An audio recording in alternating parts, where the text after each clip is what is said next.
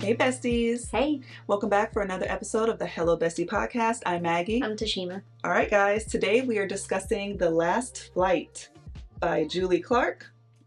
And this was published in 2020, and the genre is thriller suspense. So before we really get into it, I'm just going to give a brief overview of the book. So during a chance meeting at JFK Airport, two women who are terrified and desperate to escape their current lives decide to swap plane tickets. When one of the planes crash, the other woman, who was just hoping to have a head start on a new life, now realizes that she has to completely assume the identity of the other woman's because she's assumed to be dead in this plane crash at this point. So she quickly finds out that this woman has secrets, and yeah, she's totally immersed into this new life. So it's basically what the book is about. Mm-hmm. All right, so the book is written in dual point of views by the two main characters. So there's Claire Cook and there's Eva James. These are the two women who swap tickets at the airport.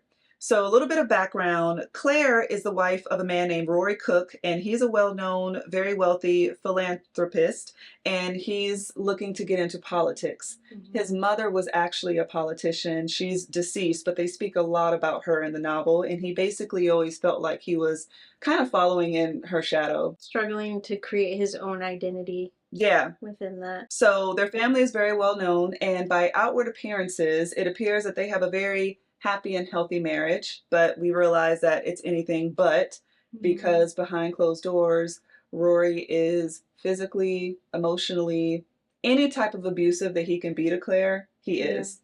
He's a horrible person to her, and she also has no privacy. Her whole day is planned down to the minute by his team of people because she works within the family's foundation that they have. The only chance that she gets to herself is when she visits the gym. For like an hour. Yeah, for like an hour a day in between meetings because his secretary keeps her pinned down to where she has very limited time from meeting to meeting, from this thing to this thing. But that's the only spare time that she gets. Right. And at the gym, she does have a friend there named Petra. And we learned that Petra is basically a friend of hers from school. They met there at the gym, and now they go in the sauna. To have private conversations. Yes. And pretend like so when they're not in the sauna, they act like they don't know each other. They both individually go into the sauna, and then they still don't speak directly to each other. Mm-hmm. They sit in the sauna and then have conversations as if they're not actually talking to one another. And we learned that what they've been talking about in the sauna is that Petra has been helping Claire escape her abusive marriage. Yeah. So Petra's brother, Nico, has arranged to get Claire a brand new identity, sent her a passport, all of these things, because Claire has a trip coming up to Detroit. And she made arrangements to have all of these things sent to her hotel in Detroit so that she could do what she needed to do for the foundation, and then she planned to just vanish. The night before her flight to Detroit, she kind of like makes her peace with the house. She goes around and says her goodbyes. There's a photo of her mom and her sister, who we find out passed away in a car crash. So Claire is completely by herself, right, without this guy, Rory, and her friend Petra. But they don't know about Petra at all. She ends up taking a computer of his because she feels like he's got some dirt on that computer. So she takes it. And the morning of the flight, his assistant comes in the room and tells her that she's no longer going to Detroit, that Rory is going in her stead, and that she's instead going on a different mission to Puerto Rico. She naturally starts freaking out. Yeah. Because if Rory goes to the hotel where she has planned to have this package sent, he's going to know, like, the jig is up at that point. But she's already tried to leave him in the past, and he has beaten her down pretty severely for even considering it. And then we also had found out that his ex had died under mysterious circumstances. Right. So, which makes, like, we don't really know, but there is kind of an inkling that maybe he had something to do with it, but at this point in time we don't really know for sure. But that does make Claire even more uneasy considering how abusive he is. Right. And she also kind of thought that people wouldn't believe her too, because they did work so hard to put out this positive public image, and now he's going to run for Congress or whatever he was looking to run for. So So she's understandably freaking out on her way to the airport to board this plane to Puerto Rico. She gets to the airport, she decides to have a drink, and she ends up overhearing a woman on the phone who sounds distraught. And we find out that woman is Eva James, and Eva tells Claire that her husband was dying of cancer and that she helped him speed up that process, and that she was worried that she would have legal action for that, obviously, and that she lived in Berkeley and she just needed to escape. She needed to get out, and then she mentioned the movie Freaky Friday, which, if you guys haven't ever seen it, it's Lindsay Lohan, Jamie Lee Curtis, mom and daughter, they switch lives. And she was saying, wouldn't it be cool if there were a situation where you could switch lives with someone else? Mm-hmm. Claire is a little bit standoffish at this point. Like, she's kind of just in her own zone and not really wanting to talk to this woman. But then that perked her ears up because Claire's little sister loved the movie Freaky Friday. And Claire's wheels start to go in her mind, and she thinks that would be an ideal scenario. This sounds like a great way to get out of this situation. Right. So she invites the woman to the bathroom. They go in the bathroom and they decide to switch plane tickets. They switch purses, they switch clothes, and they leave the bathroom to start their new lives, with Claire on her way to Oakland, California, where she plans to, get a head start there and just figure out what she's going to do from there. Mm-hmm. And Eva, she's no longer able to get in contact with Petra. That's right. After the whole, she was going to go to, where was she going originally? She was originally going to Detroit. Yeah. Mm-hmm. So after that plan was set in stone, they basically said their goodbyes and knew that they would not be able to communicate with each other because Petra's brother is kind of involved in mafia type stuff. So after she got all of her stuff, Petra's number basically was disconnected and she wasn't able to call her to say hey, I'm in really big trouble. I have no money, because everything that was going to that hotel was her passport, her money, everything she needed for a new identity. And now she basically has no money, no nothing. Right. So yeah, she's just on her own. So this felt like best case scenario for what they can do. I have no other options. Yep. Because once I go to Puerto Rico, I'm literally stuck in Puerto Rico. And he's going to know where I am. Mm-hmm. Yeah. So they both get on their flights, and Claire, it said an hour into her flight, she starts to kind of relax a little bit. And then she gets out at the airport in California and she sees a bunch of people crowded around TV monitors. She goes up and she sees that the flight to Puerto Rico has crashed. And they are reporting at that time no survivors. That was the flight she was originally supposed to be on that Eva was on. Correct. So she's clearly oh shit. And has a lot of survivor's guilt. A lot of survivor's guilt, and also a lot of confusion on what am I supposed to do now? Right. I plan to vanish.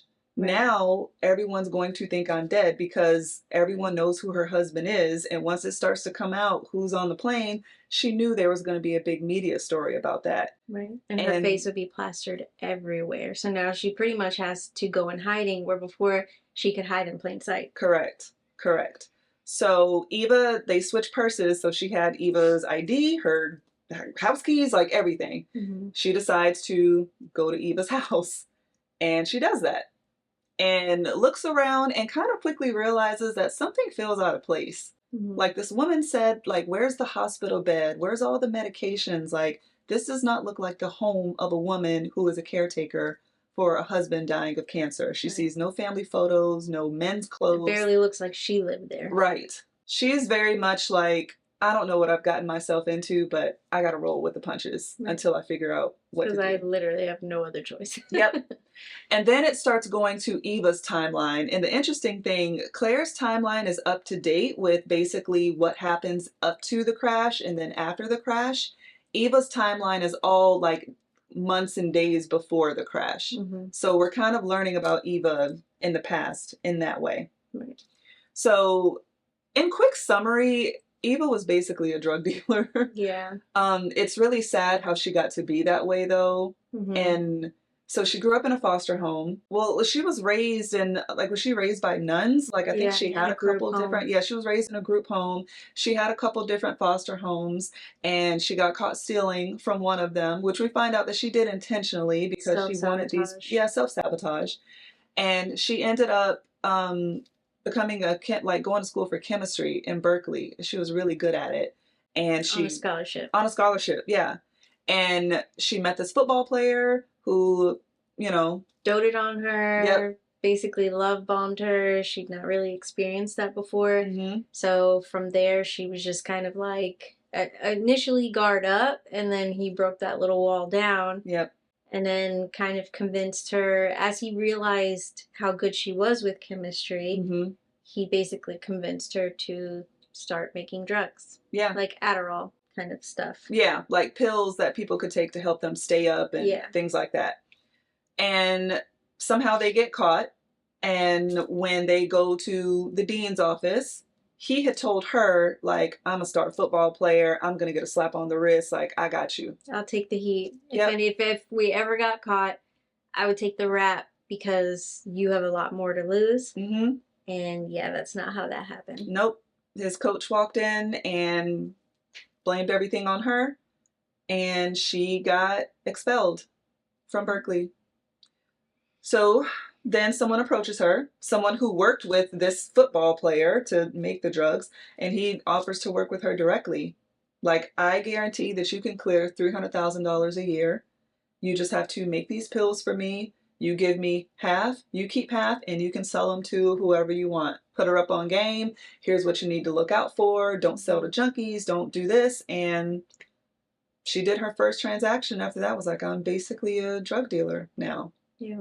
So she did that for years. Years. Years. I made a lot years. of money, by the way. Right. Yeah. I was like, dang. Yeah, she was stacking her coins. Yeah.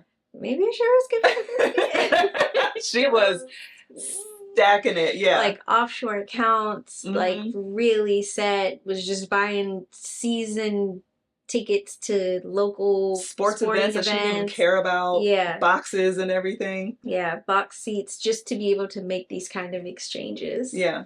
So this guy that approached her, his name was Dex. Mm-hmm. So he put her up on game, but also was always trying to like strike fear in her to remind her of how you need to be careful. This is a very dangerous thing. He was her handler. Yeah, you're cool as long as you follow the rules, but he made it a point to show her a crime scene, and he told her that they both worked for a guy named Fish. Mm-hmm. She never got to meet Fish. She just only, as her handler, dealt with things through him. Eva also makes it a point to have no friends. She's not dating anyone. Mm-hmm. She knows that she has this big secret, and opening herself up to other people would make her be very vulnerable for people to find out. So she just chose not to deal with people at all. And she also doesn't trust anybody, Correct. Especially what happened at Berkeley. Mm-hmm. So she's just at arm's length. And then also as a cover, gets like a part-time job as a waitress just to make it look like this is where my income is coming from. Yeah, so she could pay taxes basically. Yeah. Yep. And there's no red flags, but her townhome in Berkeley paid for cash. Mm-hmm. Like, yeah, she was doing really well. Which Claire finds, and she's like, yeah, interesting, because she also found pay stubs, and she's like, this don't match up. Yeah, not for this amount of pennies. You don't buy a townhome in Berkeley. Right. Yeah. So as we're learning more about Eva, switches back to Claire, and ultimately, Claire like visits a coffee shop finally, and long story short, meets a girl at the coffee shop who offers her a job. This girl works as a caterer. And Claire figures, I don't know how much time I have left here. By this time, Claire has cut her hair, dyed it. She's trying to make herself look more like Eva and a lot less like Claire. Mm-hmm. Because by this time, we forgot to mention, so she called the hotel when she made it to Eva's house and was like, gonna try to tell them, hey, I have a package coming there for me. Can you please route it to this address? And the woman at the front desk was like, oh, yes, ma'am, we received your package. I gave it to your husband a few minutes ago. Yeah. So she's like, ugh. He had a secretary, and then he had like another partner that they had this, like, they did like everything on Google Docs. His henchman, yeah. They did everything on Google Docs. Mm-hmm. And the Google Doc would basically like you write it, the person reads it, and then it goes away. So there's no actual record. Mm-hmm. Claire knew this, and she signed in as Rory, so she could actually check in real time what they were saying to each other. So at this point, she can see that they know about the plane. Like, he has her passport. The guy, he's like, how the hell did Claire pull this off? What was she trying to do? And they've heard about the plane crash. They're trying to figure out if she was on the plane or not. Because her seat was empty at the time of the crash, according to the black box. So they were scared. It was scanned into the flight, but the seat was empty, so that was strange. Mm-hmm. So she knows that they're going to try to figure something out. And her main concern is like, okay, the whole world knows that I'm dead now. What's going to stop him from doing it for real if everybody thinks that's the case already anyway? Mm-hmm. Her plan is just to lay low as long as possible, try to stack a little bit of money while she can with these catering jobs.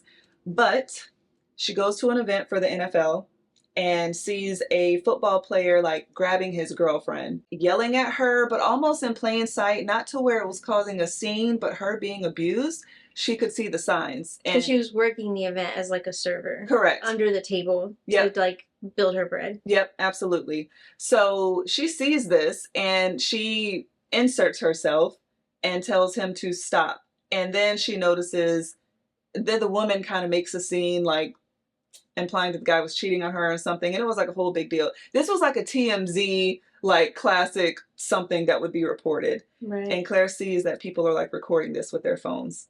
So she's like... So now her face is all over the TMZ news media. Yep. And then she checks the threads, and amongst the hundreds of comments, there's one that's like, hey, doesn't that look a lot like Rory Cook's wife? Rory Cook's wife that just died in the plane crash. And people are like, oh, you're so insensitive.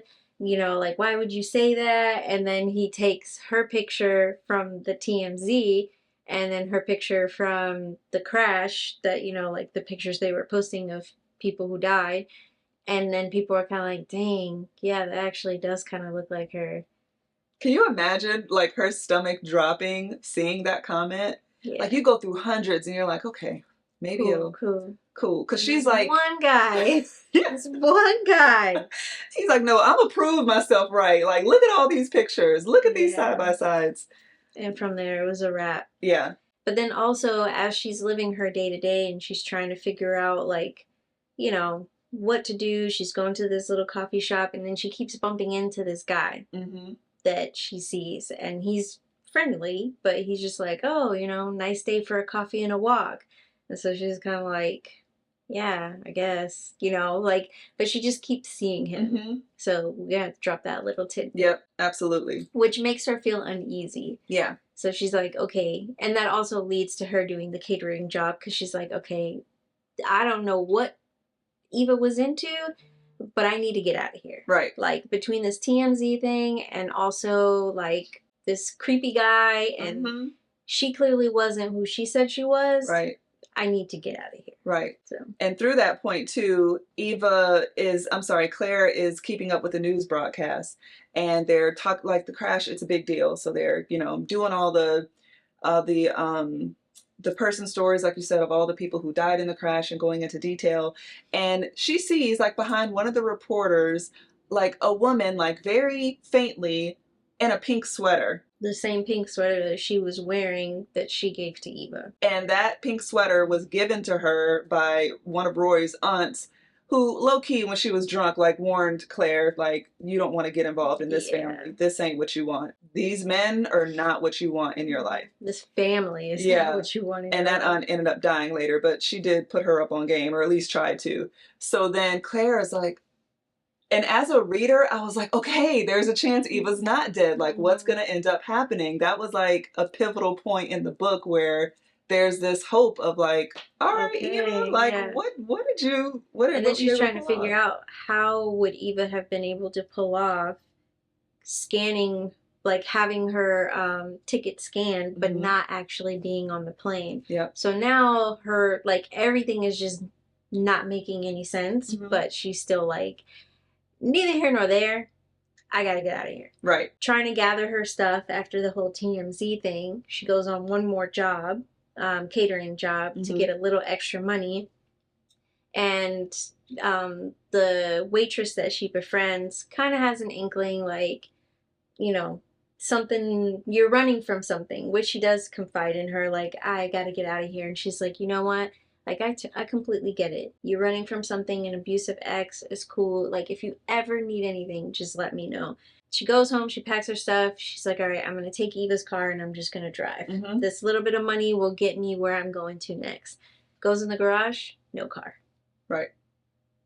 Fuck. Like, what do we do now? And then as she goes back into the house, that same guy that she keeps bumping into randomly, because at this it's like nighttime, happens to be snooping outside of the house. Yep. And then he kind of is like, you know, you really need to make sure you keep that front door locked, which has her really freaked out because she doesn't know who the heck this guy is. Yeah. She checks the computer one more time and ends up seeing that Rory basically knows where she is. And so she's even more panicked now because of the whole TMZ thing. Yeah. And then ends up accidentally typing something on the computer by mistake. And that basically tells them that she's been looking in on their notes. He had also told his henchmen that he was going to go to California and take care of it. By this time, Claire has found out that Eva was some type of drug lord because she can see pills, like she can see that she's been making something and that she's running away from something. Yeah. But at the same time, Claire isn't mad about that either because she's just like, almost like respect, because she could clearly see that I was distraught, that something was going on with me, and she framed her story in a way that she made me feel like it was my decision. But like she was feeding me from the palm of her hand and I walked into it. So respect to her, basically. Yeah. She's a smart woman. So going back to Eva and her life, so she's making these drugs, she's making money, she's stacking money, and then weirdly some woman who's like strung out, but the woman's in a nice car, like dressed nice, obviously has money, but obviously is strung out on drugs, tries to purchase from her. And Eva just gets a bad feeling and she's like, no, I'm sorry. I don't have anything. I don't know what you're talking about. And the woman like freaks out and starts yelling at her and Eva leaves. When Eva's leaving, she can see that the woman drove to meet a unmarked police car at a gas station. And she sees the lady talking to a police officer. So she's like, Try to set her up. And she's like, I am so glad that I didn't do anything. And she immediately calls Dex. Like, what the hell is going on? Right. Because Dex, being her handler, he sets her, like, she can choose her own people that she wants to sell to, but when he sets her up with someone, he supposedly already vetted that person. Right. So she's like, who is this lady that you sent me that's all strung out? Like, you know, we don't operate like that. Then they find out that they're being investigated, and Dex tells her, stop everything you're doing. Don't make anything. Let me talk to Fish about it. He's got, like, intel in the police department. Like, we'll figure it out. Lay low. And while she's laying low, she strikes up a friendship with her.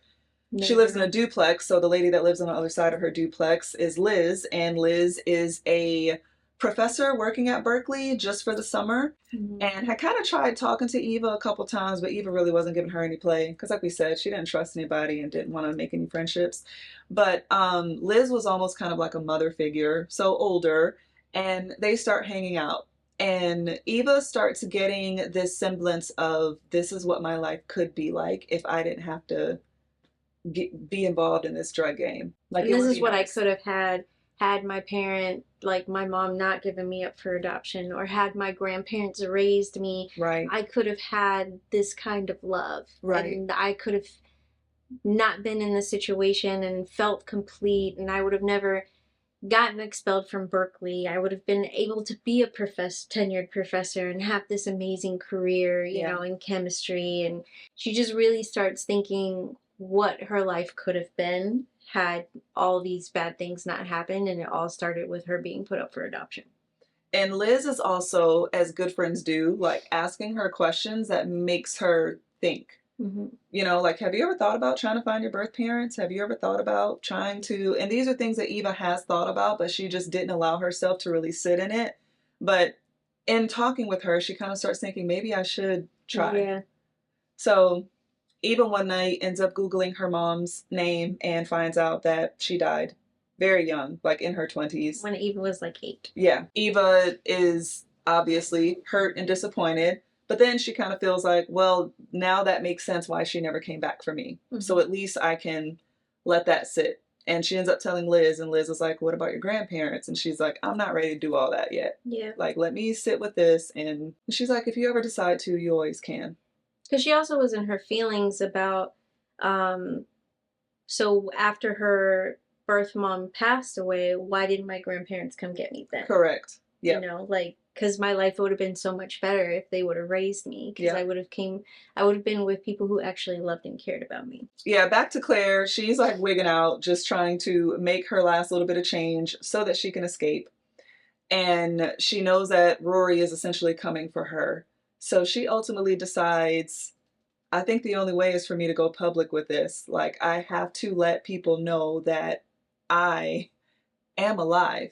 Because also in the notes, the girlfriend that you mentioned earlier that had died mysteriously, she sees that his henchman told him that someone named Charlie heard about him going to run for Congress and said that despite signing an NDA that they were going to come forward. Mm-hmm. And they were going to say everything that he did to Maggie Moretti and like all the stuff that he's been doing. Right. So she can see them freaking out about that. So interesting. And she was a real one for this. She ends up getting a text message on Eva's phone, Eva's burner phone that she got at the airport that said, "Hi Claire, this is Danielle. Like, Rory knows where you are." Now this was Rory's assistant who was always up Claire's ass, always like, she felt like she was a mole. She felt like she couldn't trust her and that she was always like reporting back to Rory every little thing that she's doing and basically trying to keep her on schedule with everything. Yeah. Like no leeway, no nothing. So Claire is like torn because first of all, how is she even texting me? But also, I don't know. So anyway, Danielle ends up sending her an audio recording and tells her like, I got your back if you want to use that. Mm-hmm. And the audio recording is the henchman telling Rory that this person's going to come forward about Maggie Moretti. So Claire takes that and she calls a news station and basically is like, I got a story for you. Claire Cook, everyone thinks that I died in a car accident, but I was going to leave him. He's abusive, blah, blah, blah.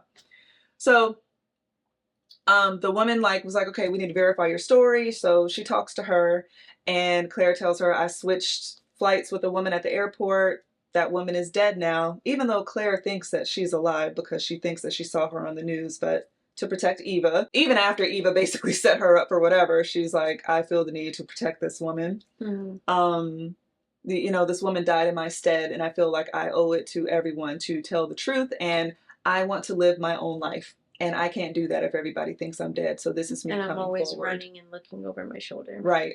So the woman tells her, I'll arrange to have someone come pick you up and bring you to the news station so you can do your thing. So then going back to Eva, like in her past, with all of that stuff that happened with the other undercover cop, and Dex is like, just lay low. She befriends Liz. They start going to different events, which Eva at this point is just using her friendship to look very regular. Yeah. But they do establish, over time, she does establish a really good rapport with her. She's like, yeah, I have a daughter. She works for a nonprofit. She's really busy. So Liz just to her seems very lonely. Mm-hmm. And they basically fill that void for each other. Yeah. And so Eva starts feeling like, I need to get out of this. I don't want to do this anymore. Mm-hmm. Because Liz has kind of started planting these seeds of, you could be more. You could do more. You really not knowing what Eva's got going on in her life. Right. Just kind of with that maternal energy starts making Eva question what else she could do with her life, and that this can't be it for her. Right. Because there's really no way out of this situation. Mm-hmm. She's gonna end up dying. Right. Because Fish, the person who's in control of all of this, wouldn't let her out, just walk away. Mm-hmm. So she starts using a little voice recorder in her voice activated recorder in her purse. So when she meets with Dex to do handoffs and stuff, she starts recording their conversations and tries to find out more about Fish, mm-hmm.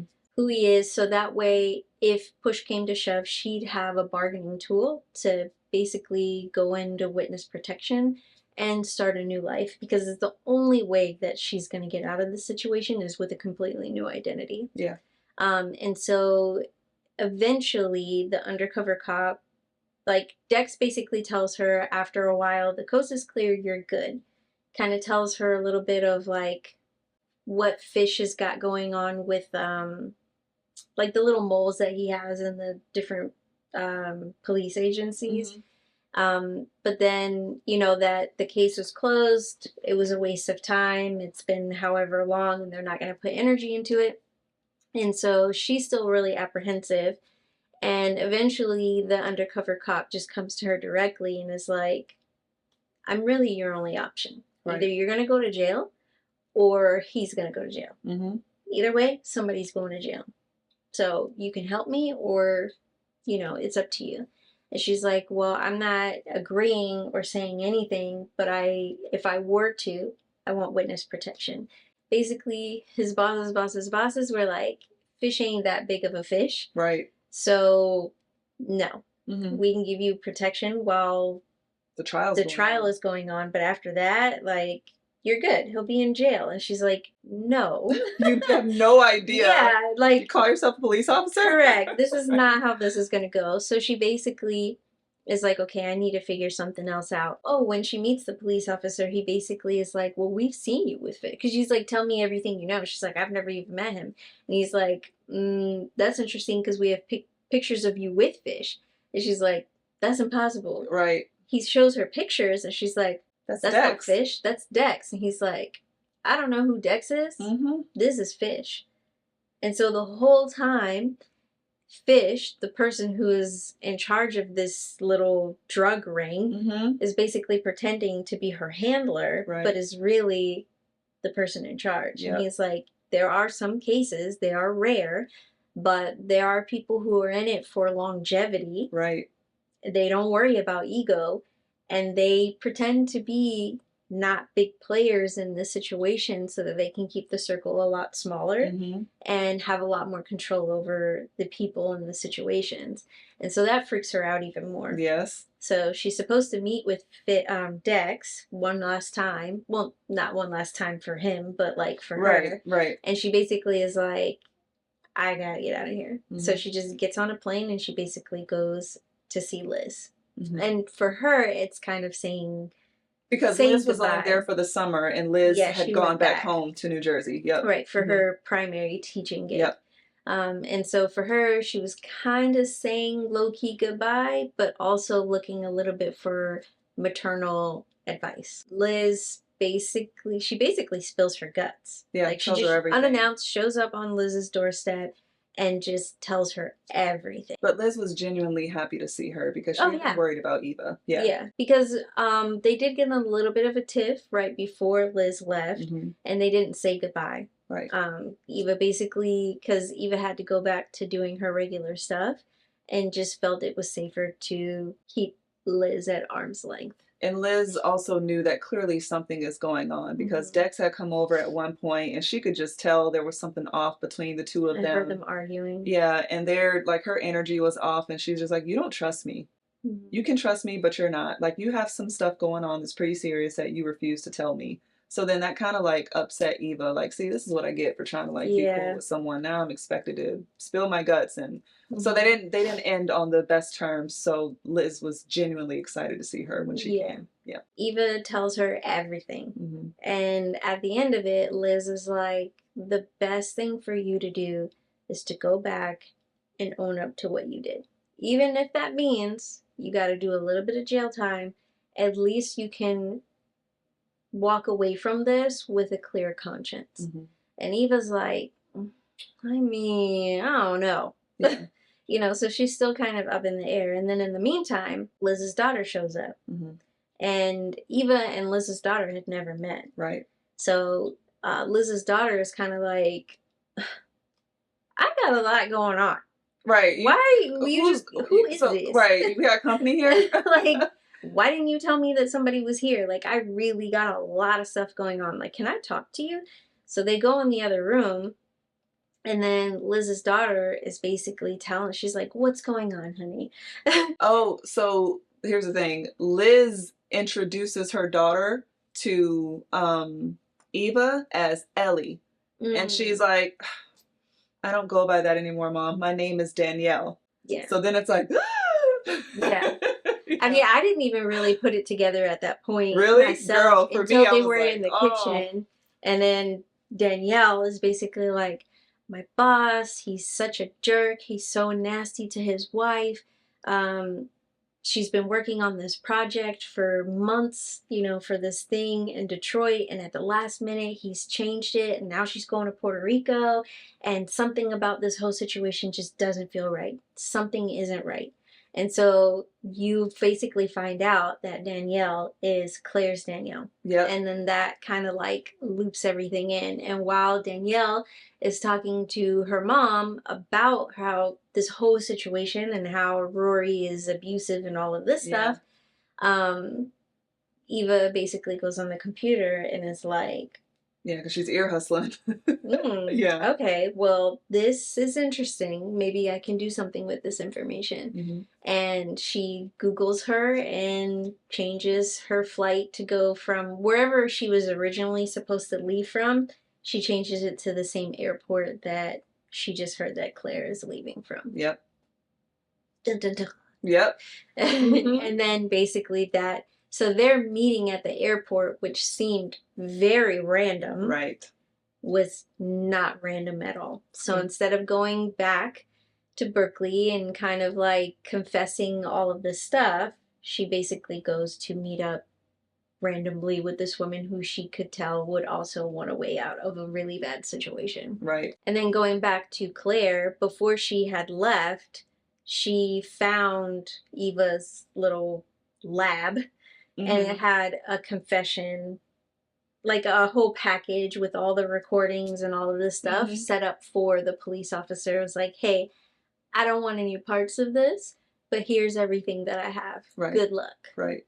And so before Claire left Eva's house, she basically took all of that stuff with her. Yep, because she's being told that someone's going to come pick her up and take her to the news station. Yeah. So the cop ends up coming and is asking Claire, like, what, you know, what's going on with why are you here, and going through all this. And he comes because Eva's phone was cloned.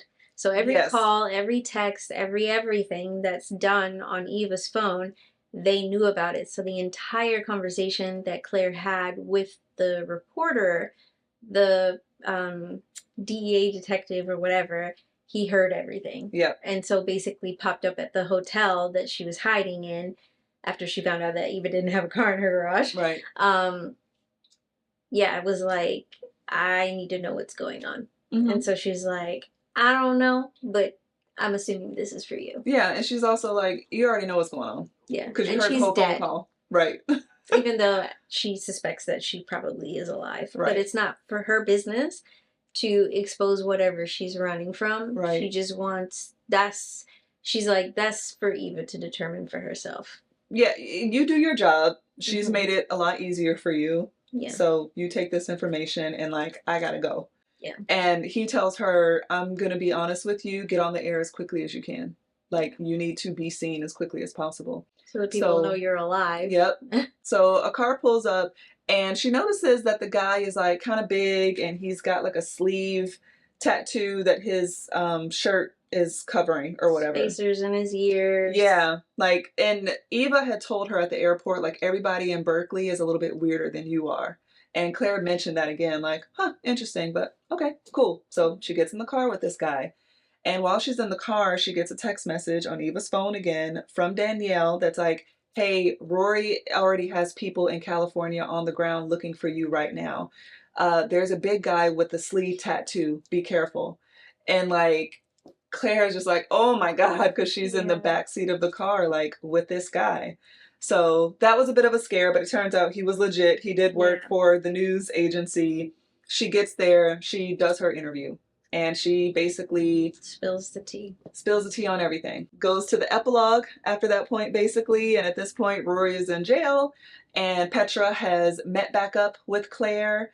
Claire's going through the divorce with him. She's planning to move to California, out to Berkeley, because she loved it so much out there.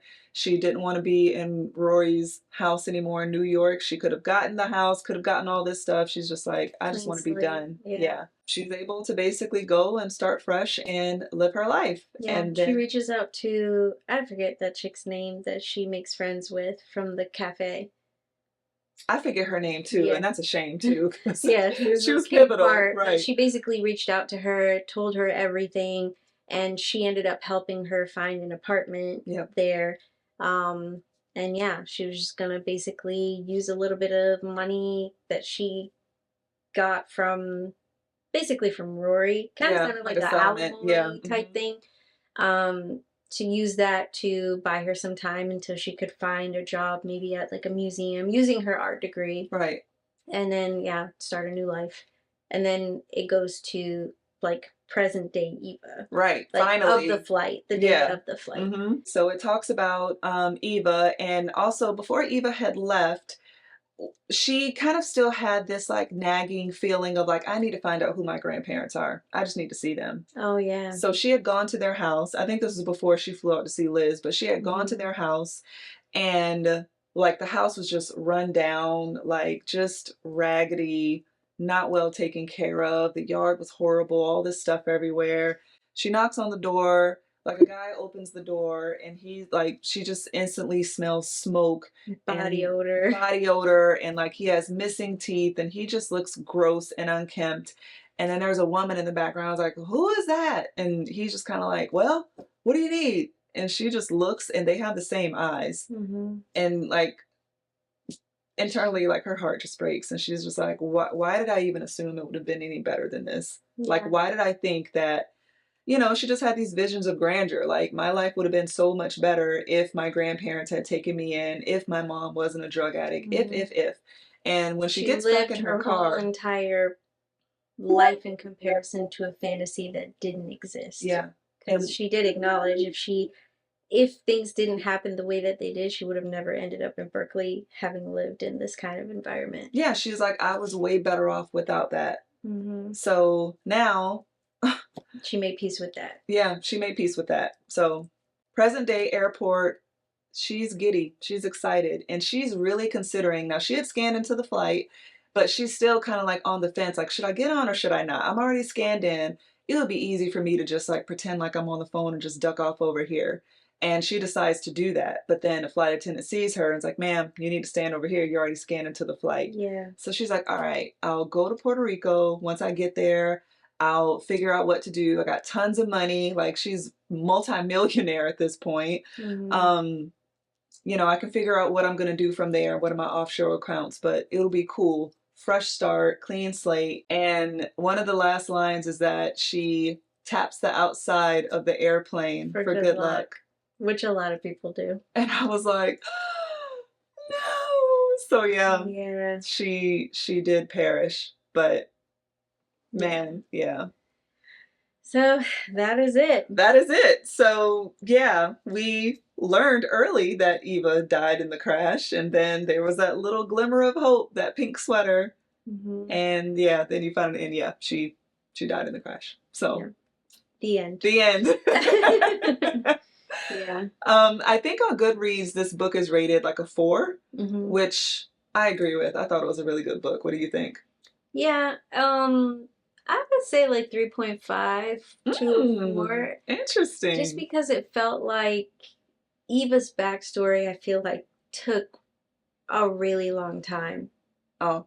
I don't know why. It just seemed like, I don't know. I was just like, oh, okay. No, sometimes things take a long time, but then you can't think of things to cut out. Can you think of places where they just elaborated more than they needed to, or said more than they should have? Not necessarily. I don't know if it was just like the going back and forth, but it just seemed like I kind of got it after a while. Like I understand. Got it, yeah. That this is her life, and it just seemed like the dealing and the like how she did it and all of that, like the waiting in line to go to the bathroom and like the exchange of things, it just seemed like, okay, I understand. Gotcha. She's a dealer. Gotcha. noted. All right. I feel you. But I mean, I enjoyed it. I will say that although it's two different narrators, they did kind of sound alike. They did. So I'm like, that's interesting. Yeah. I would have enjoyed like a little bit of difference, but maybe that also plays into they want us to feel like this is how they are able to resemble each other so closely. Yeah. Like how Claire was able to change her hair a little bit, cut her hair, and could have passed for Eva, you know, from across the room. So maybe that's why the narrators sound a little bit alike. I don't know. No, it was interesting for me because I physically read the book first, and then I listened to it again on audio, and then it was interesting to put voices to, you know, the ones, but they did sound a little similar now that you mentioned it. Yeah. Sound a lot similar. But yeah, I mean, I did enjoy it. It just was a little like, But again, I'm a moody reader, so I just wasn't necessarily in the mood all the time. So that also could play. Like, I'm willing to say that might have had something to do with it too. That's fair. So yeah. All right, guys. The Last Flight by Julie Clark. Yep.